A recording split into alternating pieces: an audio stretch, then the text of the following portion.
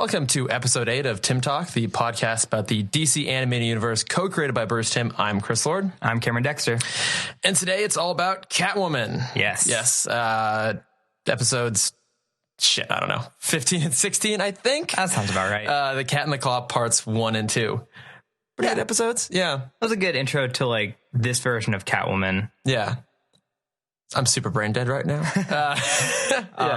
It's really interesting, like on a timeline where this came, because so I mentioned this before that there's only 3 villains that don't have backstories before they're shown. Oh, right. Yeah. And I didn't realize it's the 3 that have already been in movies at this point. It's Joker, Penguin, and Catwoman. Oh, you're right. Yeah. Mm-hmm. Although, well, hang on. Technically, Poison Ivy didn't get an actual background. We saw we know her motive. Yeah. I'm gonna move my phone. How dare you? How dare you have people that like you want to talk with you right now? No, that was work. Oh, well, it's still, how dare you have work? But basically it's the ones we already knew at that point because of the movies. Yeah. Oh, that's a good point. And this one came out pretty shortly after the movie, if I remember. Yeah, I think so. Because it was in 92. 92? Oh, yeah, September of 92, yeah. So the movie had just come out earlier that summer. People were pretty familiar with Catwoman at this point. This is much more of a traditional version of Catwoman, though. Right. Because Returns, although I love it, we've talked about this, does depart pretty drastically on her background. This is much more straightforward. Yeah. It's a good version of her, too. I guess we can just jump right into it. Cameron, what happens? How do we start out? We start off in a sleeping woman's bedroom. And oh, yeah, that's right. Okay. Yeah. Catwoman is doing her cat burglary. Mm-hmm. She uses her sharp nails to. Is that a real thing? Because you see it in everything where you can just like etch a circle. And because that glass was thick when she grabbed it, like that was, there's no way her nail cut through that thick. I had the same thought. Yeah. Because that's just like, I feel like every version of Catwoman ever has done that at some point. Mm-hmm. I don't know if that's a real thing or not. But you even see it in like Mission Impossible. They do the same kind of thing. Have like the Mythbusters done that at some point? I'm sure. We can probably look that up. We'll look that up. Too lazy to look it up though. Let's assume it's a real thing. Yeah. So she cuts in a small hole, small enough for her cat Isis to jump through, walks over to the cabinet and steals this beautiful sapphire necklace or something. Yeah, something like that. Yeah. And apparently her cat can see the laser security grid around the necklace. That's why she set the cat in. So I saw it the other way around, is like that was just a normal laser grid, and this woman can just somehow sleep with this glowing blue light right next to her all the time. It was just constantly illuminated. Yeah. I mean, she has the necklace just like sitting out on display. Yeah. So maybe she deserves this. I mean, you can close your blinds at night. Like, people of Gotham don't understand that. That's true. That privacy is still a thing. Maybe that's her nightlight, is this bright blue glowy thingy. There we go. Maybe she's afraid of the dark. Maybe she has like serious mental health issues. I feel like everyone in Gotham should be afraid of the dark with everything that happens. That's true. Although people still get murdered during the daylight too. That's true. But Batman can't do anything about that. Why do people live in that city? Is there a good reason to do it? I don't know. Probably cheap housing. Yeah. Everyone's always trying to steal money. Yeah, that's true. I don't know. So from there, the cat grabs the necklace. She jumps out, and a very calm and like pacifist Batman sees her on the roof and just kind of follows her down as she climbs down to the alley. And he kind of pops up behind her. Yeah, he's in no real rush. Really doesn't want any confrontation. She's kind of like, hey, give me back the necklace. And no. Banter. So then this very like nicely shot, but kind of weird chase scene happens where Catwoman is just sprinting around, going back up on roofs, jumping around, and Batman doing his Batman thing just pops up wherever she is and just kind of like sneaky smirks, bat. Doesn't ever try and stop her. It's just kind of chasing her. And finally, what happens? I think they get to the alleyway and he kind of stops her. And she kicks a whole bunch of trash cans, and he gets buried under trash cans. Yeah, so let's talk about the garbage system of Gotham. Yeah, because I have a note here. It just says incapacitated by trash cans. Yeah. God damn it. Where did I put it? It was something about, well, first off, there were 9 full to the brim trash cans stacked. Wait, you're right. Yeah, they're like your standard trash cans with a lid, with a handle, stacked as a pyramid in an alleyway.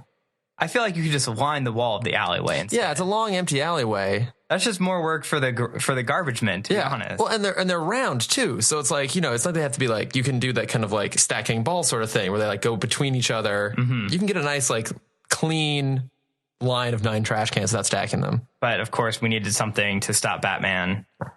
And this week it was garbage. Trash cans. Is this literal garbage? Is this the worst? Is this the worst thing he's been incapacitated by? I think so. I mean, I've forgotten them. Yeah. We started writing them down and we forgot. Yeah. But I think, this might be the worst thing that he's been stopped by at this point. Oh, no, I still think the cat is the worst. Being hypnotized by the cat and hit on the back of the head. That's right. But, actually, I think this is worse because that situation, the guy hit him from behind. So that's like kind of a cheap shot. He was standing, 5 feet from Catwoman next to the garbage cans and she just lightly kicked them. Oh, no. It's pretty bad. So then she runs off. She runs back up to the roof. No, she runs across the street because Isis gets in the middle of the road and is about to get hit by the car. And Batman literally saves the cat. Because he's a hero. And he's crushing hard on some Catwoman. Yeah, he's crushing real bad. So he saves the cat. And then I love how so she then gets up to the top of the adjacent building. And Batman's holding the cat like, I guess she got away. He just chased her across like rooftops, up and down, all this other stuff. This is where he draws the line. Yeah, it's not like he has any kind of grappling equipment. Yeah, it's one building. Yeah. Just scale the fucking thing. He's just tired. It's been a long night for him. Maybe it has. Yeah, he's covered in garbage. Yeah. Smells bad. Yeah. He's got it. He was hiding it, but it actually required a shitload of effort for him to chase Catwoman that way. Mm-hmm. But he was just trying to be all cool. I'm like, yeah, super easy. And he's got a big date the next day, so he's got to. That's clean true. Himself up. Yeah, because we go from Catwoman getting the cat back to the little cat. So the cat has a magic ability to just climb straight up a gutter as well. Can't cats climb gutters? Can't they climb everything? Isn't that? I don't know. I can't. I'm super allergic to cats. I don't have cats. So am I. Oh, well, thank God. So thank God we can do this podcast together. We never have to fear there'll be a cat around. Welcome back to Cat Experts. I'm Cameron Dexter. And always is my partner, Chris Lord. Not sneezing. So we go from the chase scene to the next night. It's another fundraiser. Lots of fundraisers. Yeah. Well, Bruce has to do something. It's just kind of the generic thing to get to like have rich people do. Yeah. Go to fundraisers. Is he ever at work? Like, no. Do we ever see Bruce at his job? I think the closest we ever got was the first episode when he goes to the zoo speaking on behalf of Wayne Enterprises. Oh, yeah. I think that's the closest we've gotten so far to him actually being at Wayne Enterprise. Get a fucking job. He doesn't need to. He's rich. Yeah, that's a good point. So we go to this fundraiser. What is it called? There's a special name for it when you like buy a date. Oh, it's like you auction off a date, right? Yeah. Is there a better name for it than that? I feel like there is. I can't think of the term. In case you guys hadn't noticed, Cameron and I are both super tired right now. We're doing great. We're doing fine right now. Yeah. So they introduce Bruce. He's the big ticket item at this fundraiser. Yeah. Go on a date with Bruce Wayne. The most eligible bachelor in Gotham. He's the big ticket item, and he started off on a super low. Yeah, he started at like $500. Yeah. And, it's no $80 million check that someone's throwing down for him. So yeah, it starts at $500. All these women are going crazy. Lots of swooning. Lots of swooning. I have a note. So much swoon. And then Selena Kyle, who we don't know at this point, is just another powerful woman from the back, bids $10,000 for a date with Bruce Wayne. Obviously wins. Everyone is taken back by this huge number. And Bruce is just falling head over heels for this woman. He gets some serious blushing going on. Like they really... I think that was more like a coloring error. Like it was significant. It was, yeah. Yeah, so he's smitten with her. He goes over and starts talking to her. She's like, "Oh, don't worry about it. It's just for the fundraiser." Yeah, it's just to save the cats. Yeah, they're trying to save a mountain lion. Yeah, mountain lion preserve outside of Gotham, and he's like insistent. No, let's go on this date. So he convinces her to go on this date, but then he hears gunfire in the background, and off he goes. Back to Batman time. He's had his Bruce moment. Because then we go outside and there's a police chase happening. There's a whole bunch of henchmen driving around in a stolen truck, some sort of truck filled with guns. Yeah, military grade weapons as always. So Batman hops in the truck, knocks the literally just basically turns the wheel. It falls over, crashes. One of the henchmen escapes by climbing through a sewer hole with a lid that says sewer in massive letters on it. Aren't those supposed to be heavy? Yeah, did you need a tool to open them up? But he just bare hand, no gloves or anything. Yeah, just hops right down there. And then Gordon shows up and we discover that Red Claw is in town. The overarching villain of this two-part episode. Yeah, so it's kind of like an organization, and there's also a head of Red Claw named Red Claw. Make it very easy for us to remember. Yeah, absolutely. This person's a terrorist. Just side note, I love the casual use of terrorists in early 90s stuff before it was actual real problem. They're just like, oh yeah, this goddamn terrorist. I mean, what she was planning on doing, which we'll get into in a second, her plan is kind of terrifying. It's terrible. There's a lot of James Bond sort of stuff going on in these episodes. I have some more specific ones beyond that. But yeah, no, her plan is straight up like a terrorist act. I'm just more saying maybe 10 years after that, the whole let's have terrorists in children's cartoons, that dropped. Oh yeah. Just a little bit.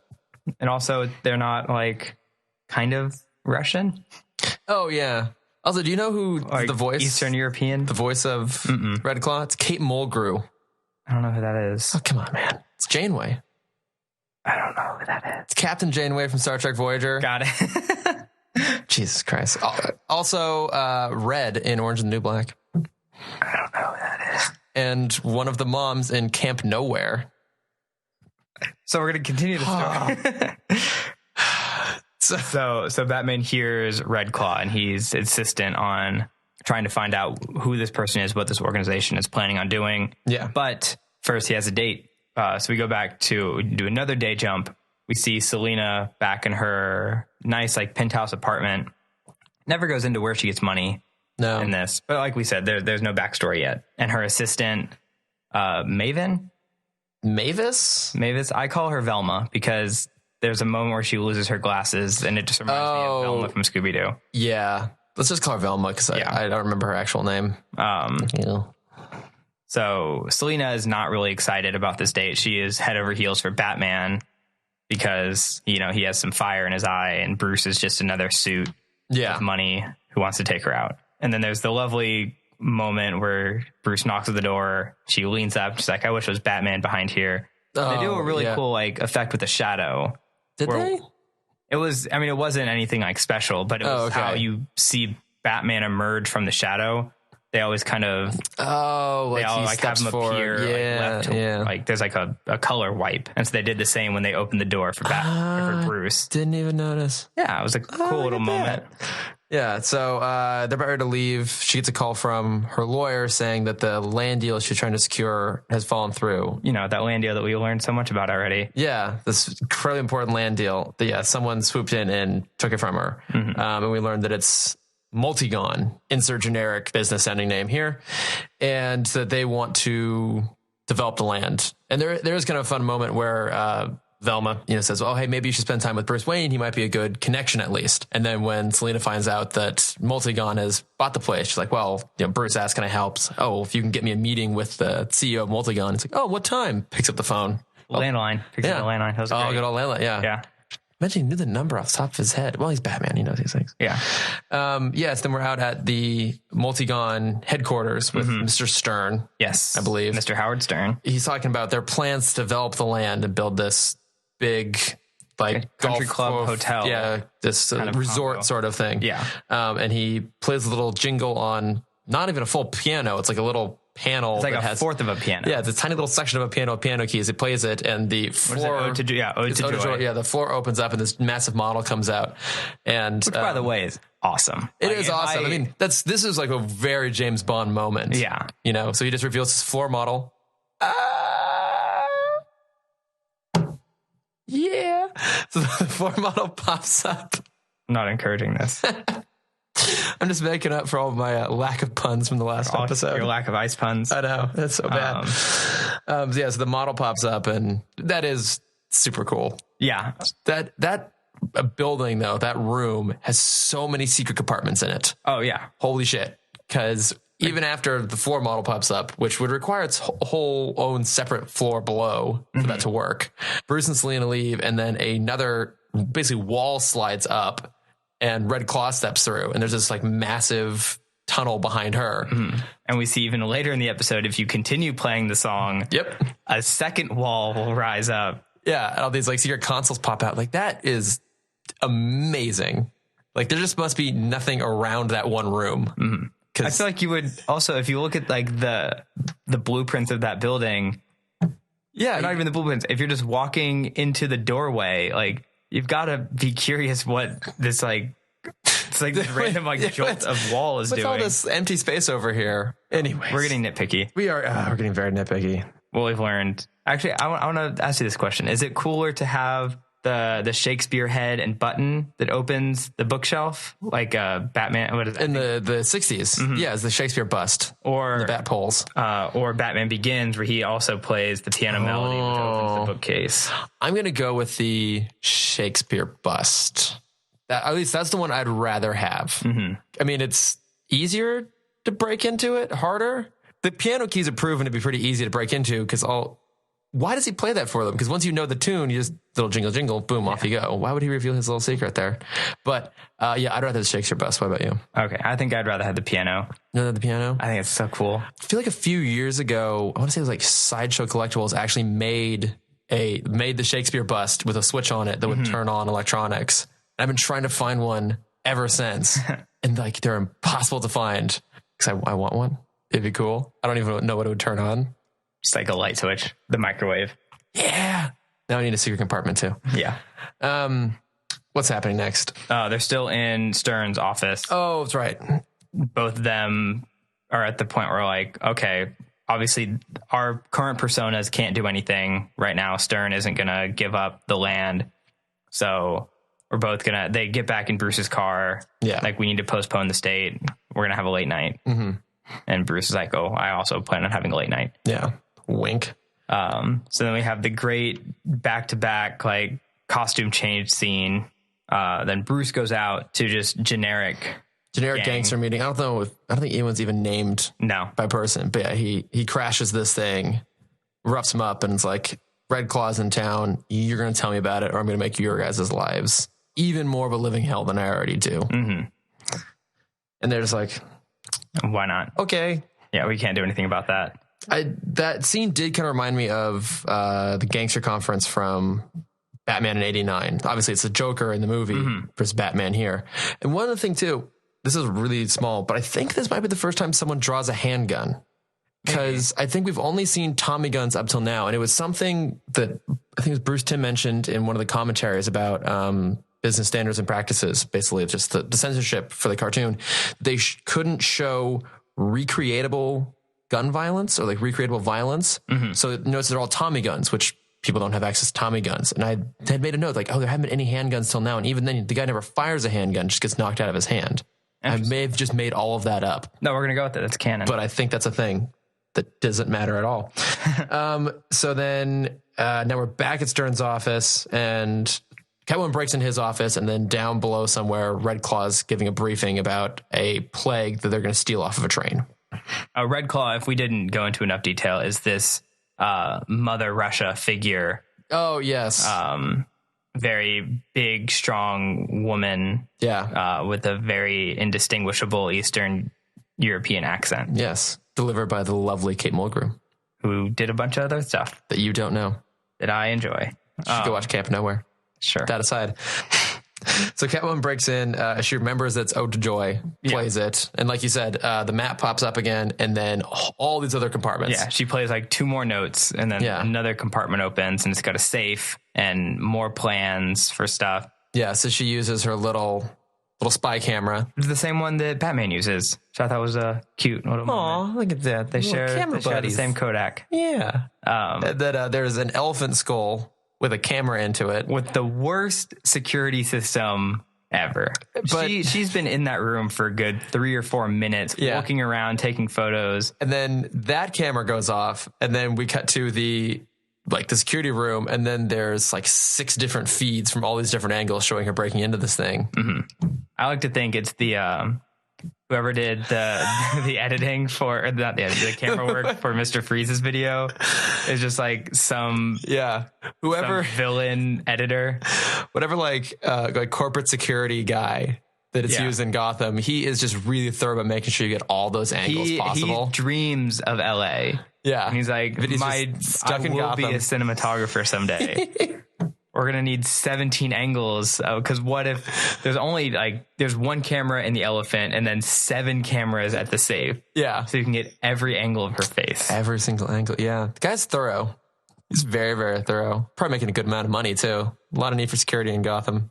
Even if it's all goes to shit. Even though his dreams are never going to come true. No. Just make it out west. He's probably going to die in some sort of Joker attack too and never see his dreams come true. Unfortunately. Yeah. But hey, maybe someone else will see their dreams come true, and maybe it's going to be Catwoman. Yeah. So she's taking the photos, and as she leaves, Red Skull and her goons. Red Claw and her goons. I watched a show yesterday with someone like ripped their face off and it was red. And I'm like, oh, Red Skull's in it. What did you watch? I started Black Mirror, which is that's right. We were talking about that. Oh God, it messed me up. Yeah, I've been told I need to watch that. We'll do a separate podcast though, the Black Mirror podcast. I can't talk about it. I can't relive those moments. Okay, so Red Claw jumps in. Mm-hmm. Catwoman escapes into the vents. She leaves little cat caltrops in the vents so the guy can't pursue. Those are pretty cool. They are cool. Where does she keep them? She has like a kind of utility, but she has a belt. She has like a fanny pack. That's true. This is the 90s. Everyone had a fanny pack. So you're right. She used her cat fanny pack. Drop those off. As she's leaping off of the roof of the building, Red Claw fires a grenade out of a gun. So when we first see the gun, we think she's got this just massive pistol. But no, it's actually like a grenade launcher. It's a grenade launcher. It's a handheld grenade launcher. Yeah. Pretty badass, actually. Yeah. So then Catwoman falls off the roof, but luckily Batman swoops in and saves her. Mm-hmm. She gives him a kiss, and he's like, oh. Very steamy kiss. Yeah. Oh, my. Yes. Very not for kids WB kiss. Right. Then they land on the roof. They have some sort of conversation, right? Yeah, they're talking about... It's they have feelings, but justice... No, it's there's something between us. And Batman responds with, the law. Yeah. And then she kicks him off the roof. I would too after that. I would as well. I'm all good for a little corny pun work, but it's not even funny. It's not even a pun really, is it? No, but it's a great line. Yeah. So she kicks him off. And he's like, oh, there will be a second time whenever we meet again. Yeah, we'll meet again. And then we're back at Selina's apartment. And she's talking about how there are like secret bunkers underneath the resort that's being developed out on the land. Kind of like an abandoned military bunker. Yeah, she's like, okay, there's something else out there. There's deeper roots to this plot. And then there's a spy across the roof from her apartment listening and watching her. Where did he come from? He's just kind of in there. He probably, I don't know. Did he follow her? I mean, we can assume he works for Red Claw. I like to think that he was just like already stalking her. Oh, okay. Like in his free time. And that's true. Like, oh, that's the same girl that broke. Oh, all right. Well, he might be a freelance stalker. Yeah. And, it's got a little money out of this. It just kind of like, when work and personal life collide. Yeah. One of those weird moments. So that takes care of the first part. Mm-hmm. There was a long read for very little that actually happened in that episode. It was great cliffhanger. It was mostly set up. We got a guy that we don't know. Yeah, some random dude. Yeah. So then we move over to part 2, and it starts out with a gangster walking through a park in Gotham. And Batman's flair for the dramatic emerges once again. Just as he emerges from the shadows. Yes. Yeah. So he's getting the briefing from the goon, not the goon, the gangster. The gangster.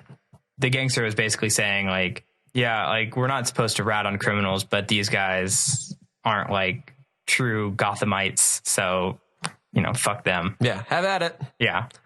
Yeah. So then we figure out that now Batman learns what we already know, which is that Red Claw and her gang are going to attack a military train and steal a plague that they had already created, which was confiscated.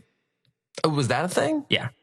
Wow. Okay. Very, very briefly mentioned in that. So back in episode part 1, okay. When Red Claw talking to her goons, she's talking about like, yeah, we're gonna steal this, we're gonna hijack this military train, and we're gonna take back the plague that they stole. Oh, missed that entirely. So, but we know what they're up to, and we immediately go from there to the actual.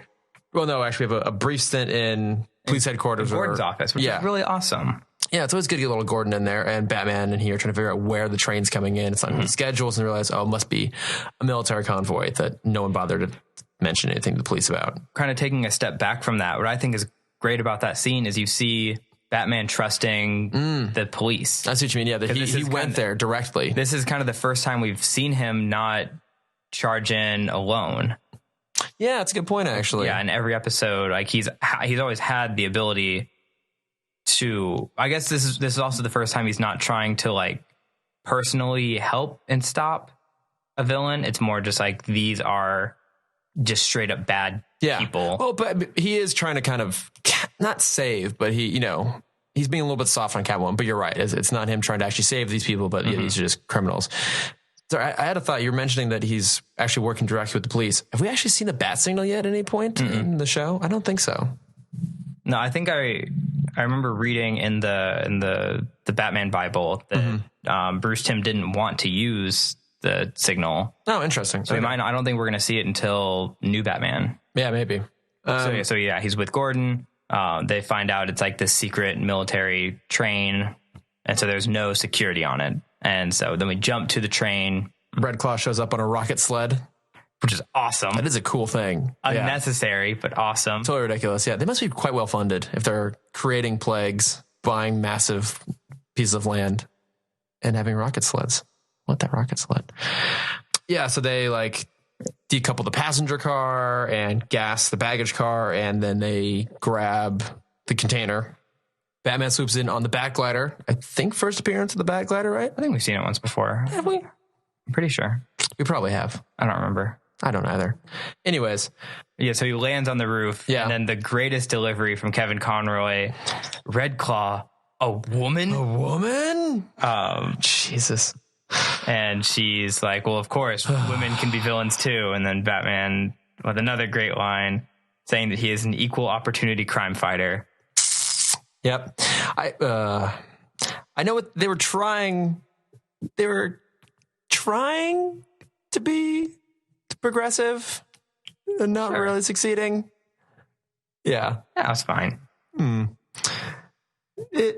Yeah. And then the last one. So she basically tells Batman that she's going to get away or else she's going to release the plague now and kill everyone in a 10-mile radius. And so he lets her go. And as she's escaping on like a helicopter, right? Yeah. So as she's going, she says, "You've met your match, Batman, and obviously it's a woman." And I'm like, they're not even trying. No, they're not. But hey, there's some nice subtextual stuff there because just met Selena Kyle, Catwoman. Yeah. I do love it too because they're on the fight that takes place on the train, top of the train. A henchman gets kicked off and lands in a tree. Seen that before? Brought it right back. Okay, so 10-mile radius. That thing has serious exposure, whatever that plague is. Back to police headquarters. Gordon's yelling at the military, basically, why didn't you tell us what's going on? His secret phone stashed away in his desk rings, and he answers it, and he's like, oh, thank God, Batman. And then we see that's Bruce driving around on his car phone using his Batman voice. What do they actually talk about? Oh, that they're going to hold the city for ransom. Yeah, right? $1 billion of ransom. Yeah, in gold bullion. Yeah, whoever wrote these must really love Goldfinger. I guess so. Yeah, there's a lot of similarities here. Fake German accents. Okay, so then Bruce picks up Selena. As he's talking to Gordon, he makes a comment about how he's learned recently to never underestimate the opposite sex. Picks up Selena. They're out for a nice drive. Get attacked by gangsters. Yeah, he realizes they're being followed, and then the guy, being as subtle as possible, just slams into the back. Rear ends the car. Yeah. Bruce's nice car. And then we have a commercial break where Bruce is in peril of rear ending. Then we come back. Terrifying. And then, so we get a nice car chase on the bridge, kind of jockeying back and forth. Bruce does an e-brake turn, swoops around, plays chicken with the henchman. Wins. The henchman's car drives off the bridge, which actually, seriously hurt somebody. No, but they get out of the car and swim away, as you do. Probably just ignoring them. They're like broken collarbones. I do love it, though, because as Bruce is now driving back the way they came on the bridge, it's the whole bridge just covered in like cars that have had to get out of the way and crash and all this mayhem. And he's just super calm. Selina, it's always great to see Batman come out in Bruce. Yeah, a little bit. Because we talked about it, but I brought it up before. What did I call it before? Like the Clark Kent. Oh, the Clark Kent syndrome. Yeah. And it was cool. We didn't have to do that. Yeah, he didn't have to like to pretend to be a bumbling idiot. He just took control. Although when Selina asks him how he learned to drive like that, he makes a comment about how he's always attending the Paris Grand Prix and maybe I'll even enter this year. Terrific. Okay. He drops off Selina, tells her that he actually gives a shit about her. She's like, thanks, boo, I'm good. Goes inside, gets dressed up as Catwoman to go off and face Red Claw. Then Bruce goes back to the Batcave, changes. Alfred finds a hair on Bruce's jacket. Yes. Which Bruce then immediately realizes. Using his great detective skills, looks at a hair and says this is not only a human hair, but this is a cat hair from a very rare breed of cat. He knows his shit. I'm pretty sure Isis is just a generic black cat. Probably. Maybe he too is allergic to cats. Maybe. And he just got close to it and he got a little sniffle going on. Maybe, touched it, got a little rash going. It's like, oh, this must be cat hair. I think he just has, because we saw him hypnotized by a cat earlier. I think he just has some weird obsession with cats. Well, I mean, maybe he's like Sherlock Holmes, who has this encyclopedic knowledge of just esoteric things that come in handy when crime fighting, but, completely oblivious to normal things. But like you've held up a single hair before, right? Yeah. I don't know. I can't ever tell. I don't even know whose they are when I grab it. I'm like, I usually can't tell what color it is. Yeah. Unless it's like platinum blonde. I'm like, I'm holding an invisible strand of hair right now. Yeah. Okay. So we go back. Oh, but he does have a great line. Because Alfred's like, I've never seen a cat this color before. And Bruce, who's now dressed as Batman, goes, but Batman has. Yeah. Oh, man. Writing. Superb this episode, guys. Yeah.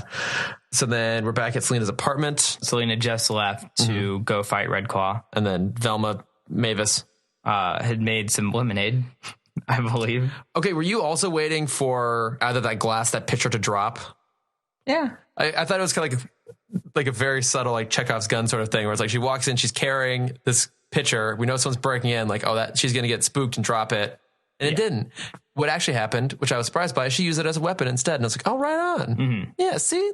Small moments of progressive things. She's not just surprised. She actually fights back.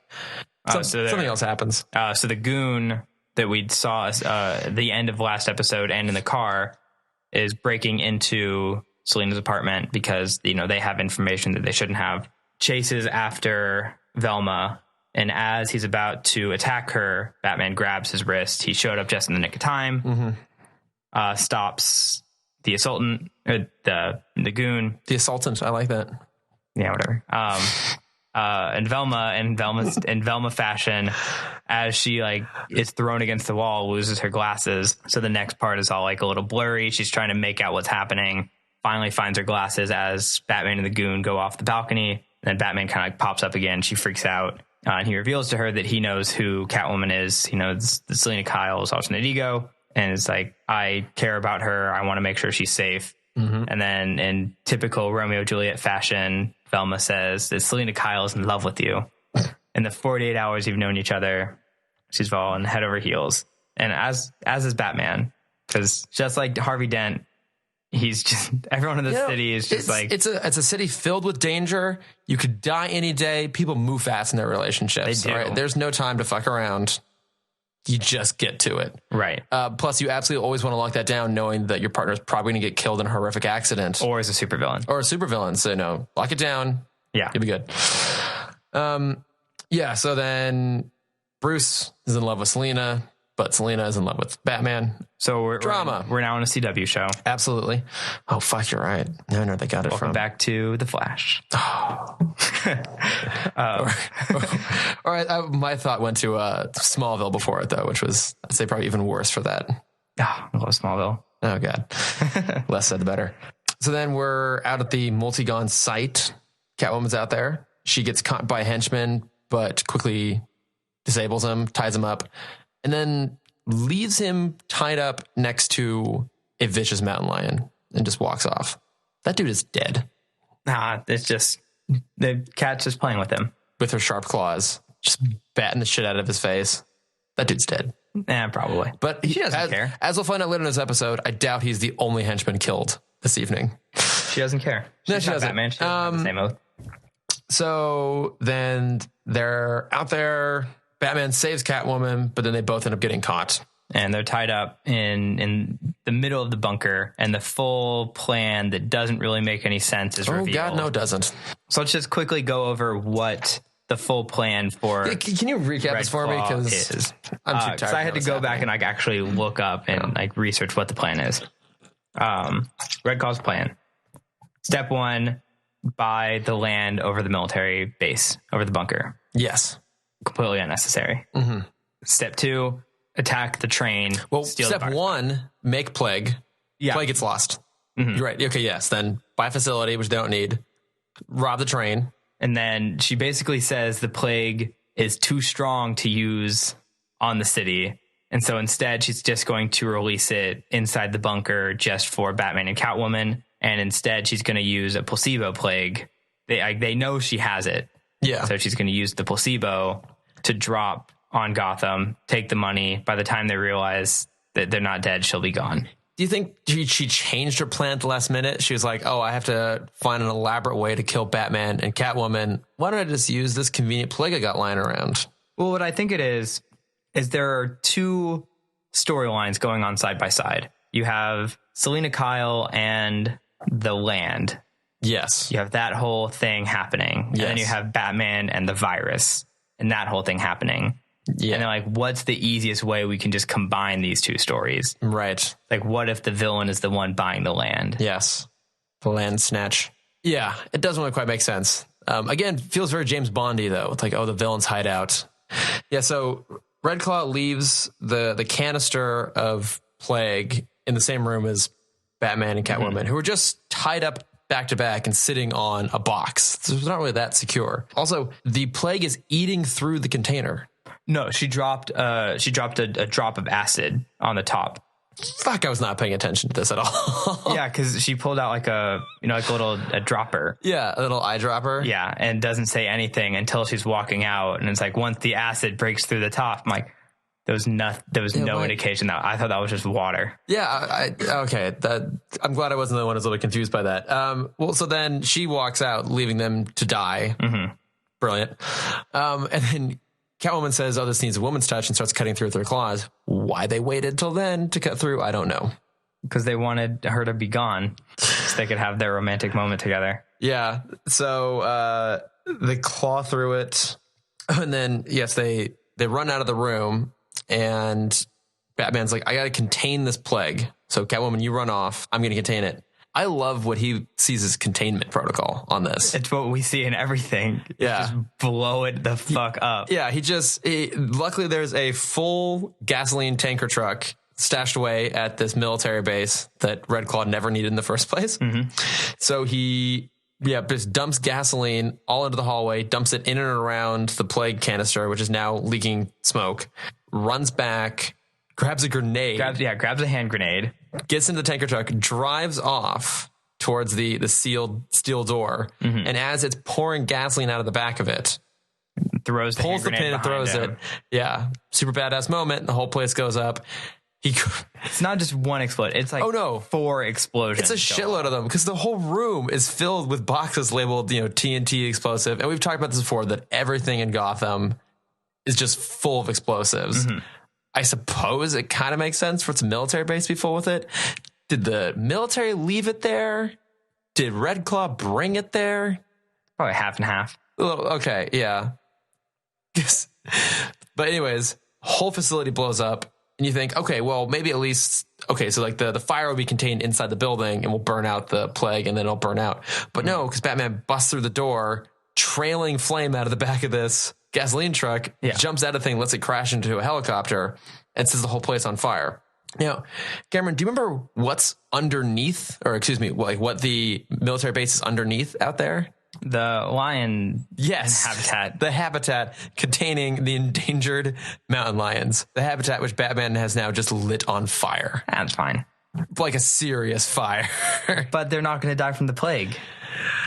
No, they're just going to burn to death. That's fine. Small victories.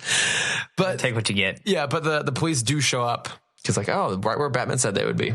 Oh, but first we get the short-lived fight scene between Red Claw and Catwoman. Yeah. Which we knew was going to happen the whole time. Of course. Red Claw gets one punch in. Catwoman's down. Well, I mean, to be fair, Red Claw, pretty strong lady. Mother Russia, yeah. Yeah, I mean, of the two of them, she's the bigger badass. I mean, it takes a lot of strength to fire a grenade launcher with one hand out of a pistol.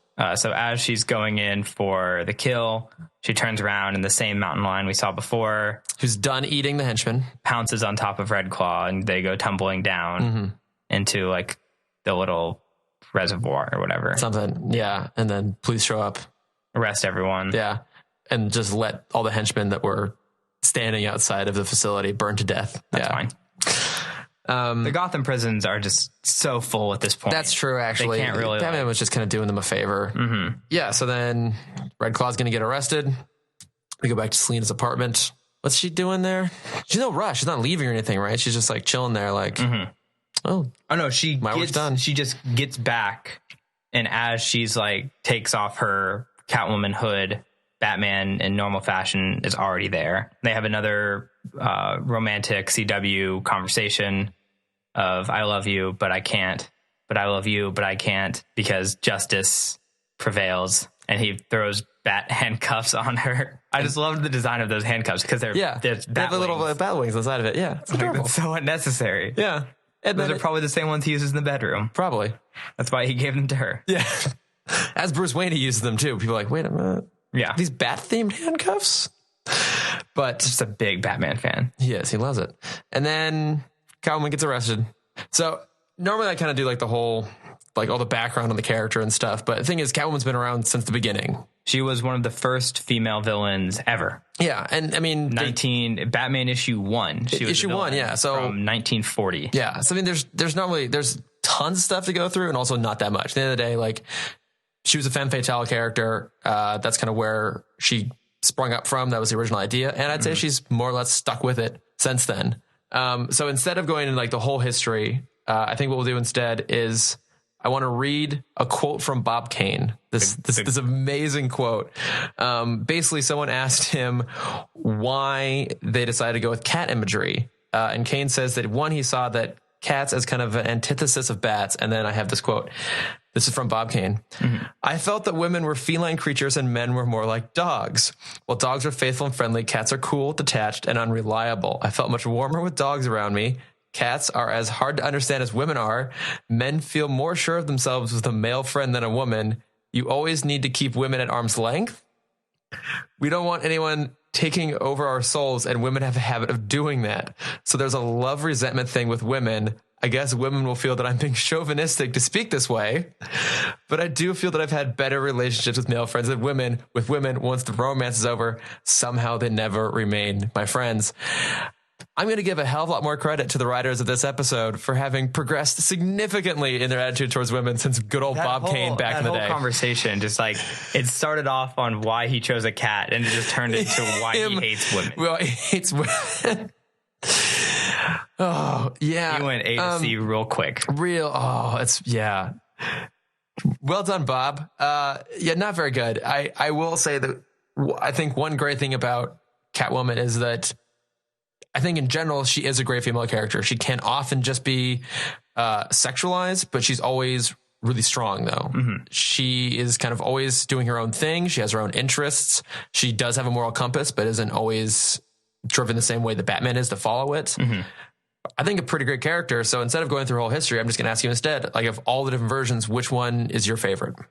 Well, least favorite, I don't want to talk about it, actually, is the 2004 Halle Berry. Oh, right. Which I've never seen. Good for you. Yeah. Probably the 1966, because there's three. Yeah. So it was Julie Newmar, Lee Merriweather was then the one in the movie, and then Eartha Kitt was the last one. I think Lee Merriweather is the one that I like most. Very cat punny. Again, I haven't watched all of the original 60s show. We've talked about this before, that we both know the movie better. And in the movie, she is kind of just a normal villain, from what I've seen from the show, there was a lot of like very like cat themed death traps and that sort of thing. Yeah. A very different portrayal of her. Yeah, I think that's a good way to go though. I think for me, this will probably be surprising. Probably has to go to Dark Knight Rises. Anne Hathaway. Yeah. Just because I love Michelle Pfeiffer's Catwoman in Batman Returns. I don't super love the whole like chewed on cats until she's mutated thing. It's kind of dark and weird, but her portrayal is great. Burton-y. It's very Tim Burton-y. But I'd say Anne Hathaway like is hands down probably the best part of that whole movie. Oh, absolutely. Yeah, just the way she just turns on a dime from being like really like meek and innocent and frail to like, oh no, I'm an actual total badass and I know what I'm doing. Like I think that's the best portrayal that really showed that she does do her own thing, does have some sense of morality, but for the most part will do what she thinks is right, regardless of whether other people might think it's wrong or not. Awesome version of the character. Yeah, I mean, Catwoman will pop up again. I'm sure there'll be more to talk about other times. Yeah. Any other things you want to talk about specifically about Catwoman? Yeah, I had this one thing. So we've seen it a lot in the past couple episodes. The last time we really brought it up was Two-Face. But Batman has these very core friendships that he kind of leans on more than kind of anything in the show. And his very strong bonds with a very few number of people, and they all play a very important role for him. So obviously Alfred is the father figure. Robin is the son figure. Gordon, I never thought of it this way, but Gordon is Batman's friend. Dent is Bruce's friend. Oh, okay. Yeah. Interesting. And Selena Kyle comes in and kind of is another one of those characters that bridges the two worlds. She's not just a love interest for Bruce or Batman, but for both. Whereas, what's her face from Phantasm? Andrea Beaumont. Yeah. She doesn't fulfill the same role, but I think that's why Selena is so important, not just to Batman, but to the whole show, as she is that new leg for Bruce and Batman to just kind of depend on in some aspects. Yeah, I think that's fair. Yeah, this is a really good version of her. I think this pretty closely connects to the comics, shows her kind of dark side and her light side. Yeah, and we're going to get more of her as the series goes on. So before we wrap it all up, we do have our new segment, Bat Plug. Oh, shit, I wasn't planning for this. I know. That's why I'm just dropping it on you here, because I want to see what you come up with in the moment. If you want, I can go first. You go first. You go first. Okay, so I know you had recommended Luke Cage, so I finally sat down and watched it. What'd you think? It was okay. It's too long. 13 episodes is too long. But what I was catching up on the last couple of days is Westworld. Yeah. Which is unbelievable. I just want some answers already. I'm so tired of questions. I'm so tired of not knowing. Stop bringing in new things. I just want to start giving me answers. No, I totally get it. It's absolutely amazing. I ended up watching the first 3 episodes twice because I watched my own, then I was home for a bit with my folks and I watched them with my dad. And I did discover if you watch the show twice, you pick up a lot more on what's going on. But because the creators came out and said, like, unlike previous kind of mystery shows like this, they have a full-fledged out story for like 5 or 6 seasons planned out. Yeah. But so we're not going to go 10 episodes and just kind of figure out the first thing and that's going to be it. Like, I'm sure by the time season 3 comes around, we're going to rewatch these episodes and notice like a certain background character or certain symbols are around. But it's fantastic. So if you aren't already watching, go watch it. It's amazing. Use your parents' HBO Go login. That's what I do. So what's your bat plug? I hate the show so much, but I'm like so intrigued by Black Mirror. Yeah. So the 3rd season just was added to Netflix. And as you can tell in the change in my voice, like this show has fucked me. Like it ruined my hope in the future. Wow. The first, I mean, if you don't know, it's modern day Twilight Zone. Yeah, I know about it. I just haven't watched it yet. Yeah. And so because of that, I just jumped straight into season 3. The first episode follows Ron Howard's daughter. Bryce Dallas Howard. Yeah. And kind of like her, it's this futuristic world where kind of like a combination of social media and Uber, and you kind of rate everyone around you on everything they do. Did you watch Community at all? No. Damn. They have an episode about this, and it's what is it? Jujubes. Something. No, that's not it. I don't know where I remember that's from. Whatever. And it's just like, it's such a fascinating show. And yeah, I guess if you want to lose hope in the future, go ahead and watch that. All right. Well, I'm already a cynic, so why not jump on board? Yeah. Check it out. Okay, cool. Well, yeah, I think that wraps it up for this week. So we're going to do something a little bit different with the next few episodes. The next episode is actually going to be episodes 17 and 19, which is one of them is See No Evil and maybe Prophecy of Doom. I think maybe I don't know. I can look it up. I'm not going to. So we're going to skip episode 18 for a week because that is Beware the Grey Ghost. And we're going to do just an episode on Grey Ghost after that. And then after that, we'll be back with, I think it's Feet of Clay parts 1 and 2. So slight deviation if any of you are actually watching the show as we're talking about it for our few potential listeners out there. And if you are, or if you want to be, they're all on Amazon streaming. I'm watching them on the DVDs. I think you probably are as well. Streaming. But yeah, you do streaming. Okay. Mm-hmm. That's the place to find them. But I think that basically wraps it up for the show. So Cameron, where can we find you? You can find me at Cameron Dexter on everything. And I'm at Lordifer. And a special thank you to Trevor Reese for coming down and being our audio engineer. Go check out his podcast, The Podcast of Two Worlds, all about the Flash. And we are at Timm Talk Pod on Twitter and Gmail and Instagram and Facebook. Yep. So come check us out. And that's it. Yeah. Thank you guys. Bye.